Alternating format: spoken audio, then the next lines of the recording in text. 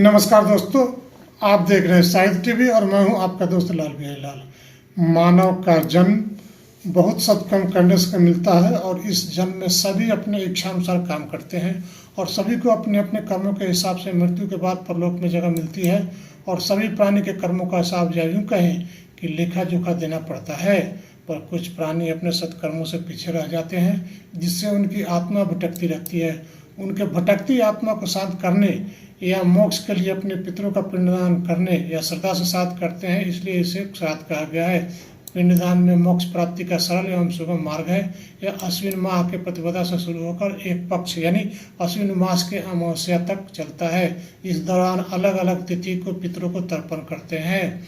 श्राद्ध करने का सीधा सीधा संबंध पितरों के यानी अपने दिवंगत पारिवारिक जनों का श्रद्धा पूर्वक किए जाने वाले स्मरण है जो उनकी मृत्यु की तिथि में किया जाता है। अर्थात पितर प्रतिपदा को स्वर्गवासी हुए हों उनका श्राद्ध प्रतिपदा के दिन ही होगा।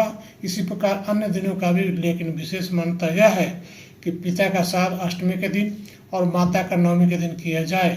परिवार में कुछ ऐसे भी पितर होते हैं जिनकी अकाल मृत्यु हो जाती है, यानी दुर्घटना, विस्फोट, हत्या या आत्महत्या अथवा विष से, तो ऐसे लोगों का श्राद्ध चतुर्दशी के दिन किया जाता है।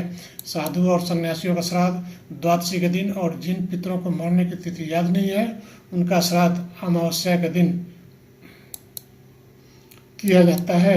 जीवन में अगर कभी भूले भटके माता पिता के प्रति कोई दुर्व्यवहार, निंदनीय कर्म या अशुद्ध कर्म हो जाए तो पितृपक्ष में पितरों का विधिपूर्वक ब्राह्मण को बुलाकर दूध, तिल, कुसा, तुलसी दल, फल, मेवा, दाल, भात, पूरी, पकवान आदि सहित अपने दिवंगत माता पिता, दादा, ताऊ, चाचा, परदादा, नाना आदि के पितरों का श्राद्ध पूर्वक स्मरण करके श्राद्ध से सारे पाप कट जाते हैं। यह भी ध्यान रहे कि ये सभी श्राद्ध पितरों के दिवंगत यानी कि मृत्यु की तिथियों में ही किए जाए।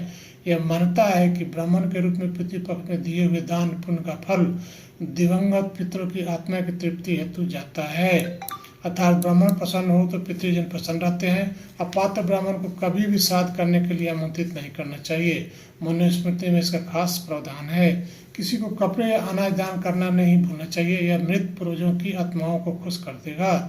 श्राद्ध दोपहर के बाद के भाग में किया जाना चाहिए। इसे सुबह या दोपहर के शुरुआती भाग में नहीं किया जाना चाहिए। अब बात करते हैं कि किसका श्राद्ध कौन करे। तो इसका एक प्रावधान है जिसके तहत पिता का श्राद्ध का अधिकार उसके पुत्र को ही है, किंतु जिस पिता के कई पुत्र हों उसका श्राद्ध उसके बड़े पुत्र, जिसके पुत्र न हो उसका श्राद्ध उसकी स्त्री, जिसकी पत्नी न हो उसका श्राद्ध उसके सगे भाई, जिसके सगे भाई न हो उसका श्राद्ध उसके दामाद या पुत्री के पुत्र यानी कि नाती को, और परिवार में कोई न होने पर उसने जिसे उत्तराधिकारी बनाया हुआ व्यक्ति उसका श्राद्ध कर सकता है। पूर्वजों के लिए किए जाने वाले